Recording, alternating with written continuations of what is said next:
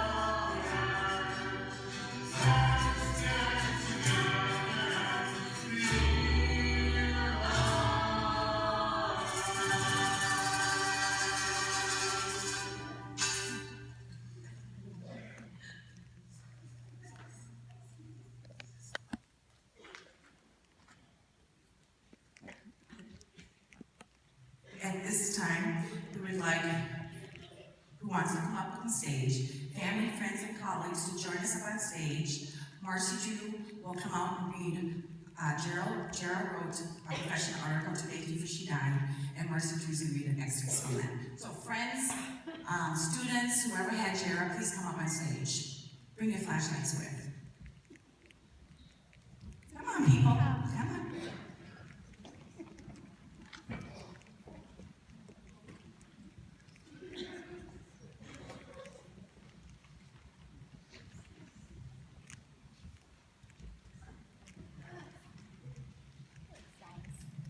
If you decide to come up as we're talking, please do join us. So my name is Marcy Drew. I'm the Vice President for Sioux at USC, and had the distinct privilege of working for Gera as a grad student for 4 years, and pretty much learned everything I know. I actually told her husband once that my life philosophy was what Gera says, I just do it, and he disagreed with me. But it's done me well so far. So thank you for celebrating Gera's work and her life with us today. We have some of her family members who joined us this morning, and lots of friends and colleagues, one of whom is going to say a couple words for us. Dr. Don Easton Brooks is here, and he is the Dean of Education at the University of South Dakota, where Dr. Jacobs spent much of her career. So I'm going to turn it over to Dr. Easton Brooks. Well, thank you very much for inviting me. My journey goes back quite a ways with Dr. Jacobs. I have to refer to as Dr. Jacobs, but if anybody knows her, she would prefer to go by Gera. I got my master's degree in early childhood special education in the mid-90s, and so I became very familiar with her work during that time and the impact she made on our field. As I've gone through my own career as a professor and working with students who are in early childhood education, working with those who either receive a master's or doctorate in education, excuse me, I never realized how much of an impact she had until her final days. And I would get emails from people I've worked with in the past talking to me about both their indirect and direct interactions with Dr. Jacobs. And theirs is just like mine. Whenever you see her, there was a smile. There was always a sense of encouragement and a warmth about her. One of the first people to really welcome my family to South Dakota was her. And I really felt honored that she would take time out to do that. But some of the valuable things about Dr. Jacobs is that she was always looking out for others. As her supervisor, I would always ask, how are you doing? And quickly she would say, fine, and then move on to business. And her business was twofold. One, she had a bragging love of her family, of her children. And I think, that was great because it showed just how much she valued family. And the other was about the work that she did. And she, until her last days, was always committed to the work that she did. And it reminds me, when we think about great people and the great impacts they make on our lives, she is beyond legend. She really was about sacrificing her life for others, sacrificing things that were related to her for others. It reminds me of a speech that Dr. Martin Luther King gave at one point. He said, I choose to identify with the underprivileged. I choose to identify with the poor. I choose to identify with those who left out of the sunlight of opportunity. He said, why? Because I'm going that way. And if it means hurting a little bit, I'm going that way. If it means suffering a little bit, I'm going that way. If it means dying for others, I'm going that way. And I think about Dr. Jacobs, even on the last day, she was always making sure that everything was in place for children and families. And making sure that the things that they needed were in place. And that was really her passion and really her love. And that's why I feel like she's beyond legend. She's someone that in this world we can never forget. Because she's made such a great impact and never asked for anything in return, other than we take care of the children and their families. So as we continue to do our work, keep hearing that voice of her saying, I'm going that way.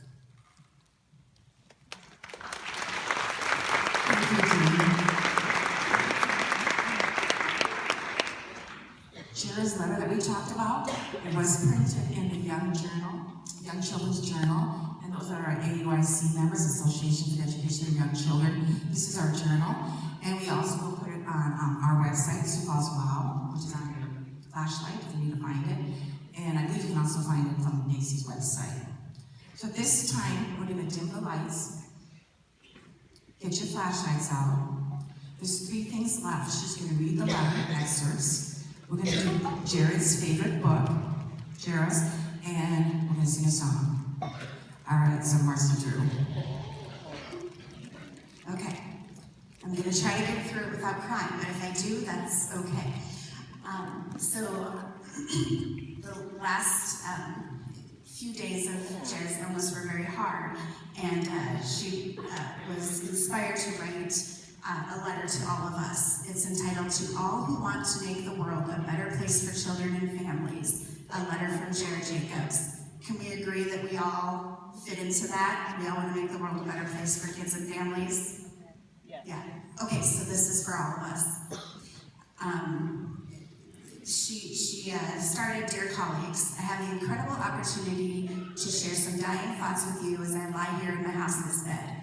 My cancer has allowed me to view our work from the perspective of a child, as well as from that of someone with years of professional education and experience.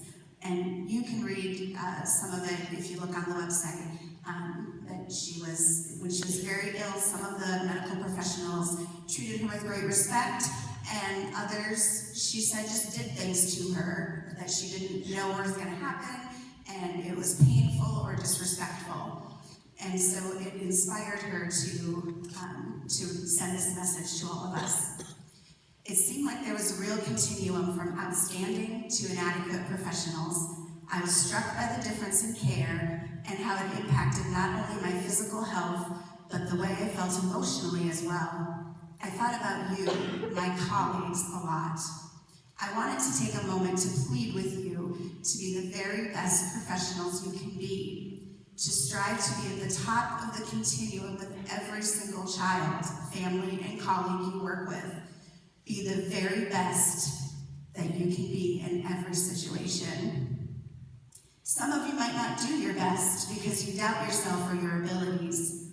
I encourage you to have confidence. Do your best and feel good that you are giving it your all. Others of you may feel like you already know what you need in order to do your job well, but we know that the very best professionals are always learning, always trying to find new ways to be even better. It can be tempting to multitask so much that we aren't able to focus on the people we are with. We can be distracted by social media, our devices, our never-ending to-do lists, focusing on what's next instead of what's right now. I want to encourage you to get the most out of every moment you have. Listen, be fully present, keep learning and getting even better. You can learn so much from others, get the most from all your experiences. There is so much you can learn, even from those who may not appear to offer much. Being the best that you can be is the greatest gift you can give to children. Our children need and deserve you to be your very best so that they in turn can live their best possible life. You do and will continue to make a difference. I so wish you the very best in all you do. Everyone has a gift to give through their work. No matter what your role, you can give everyone you are with a gift through truly being present with them at every moment. With great respect for you and your awesome potential, Gera.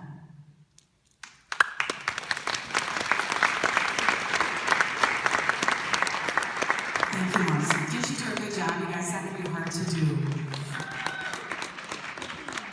All right, get your lights on. We're going to sing her favorite song, I Love the Mountains. This is the John Archibald version. Please start the music.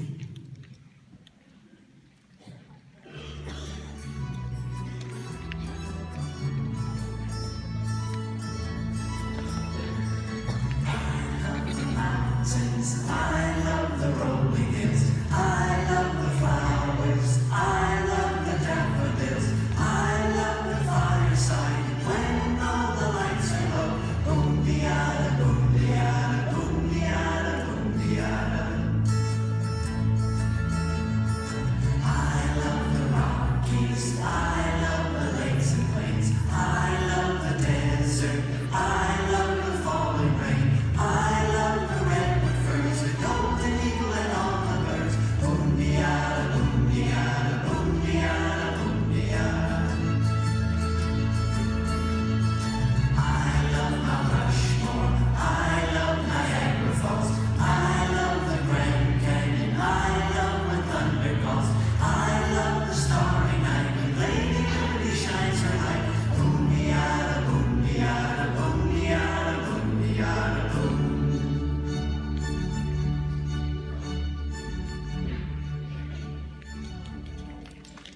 Good job. Now please stand with your flashlights, and we're all going to sing This Little Light of Mine. Come on, directors, get your step up and lead them. Ready? I'm gonna let it shine. This little light of mine. I'm gonna let it shine. Let it shine. Let it shine. Let it shine. Okay, one more time, louder, Ted. This little light of mine. I'm gonna let it shine. This little light of mine. I'm gonna let it shine. Let it shine. Let it shine. Let it shine. Thank you. Everybody stay standing. This is a synopsis of an article that Gera wrote back in 2001. As you read it, please share a greeting with your neighbors, your fellow workers, either by a hug, handshake, high five, whatever. Please greet each other and let the program begin, Robin.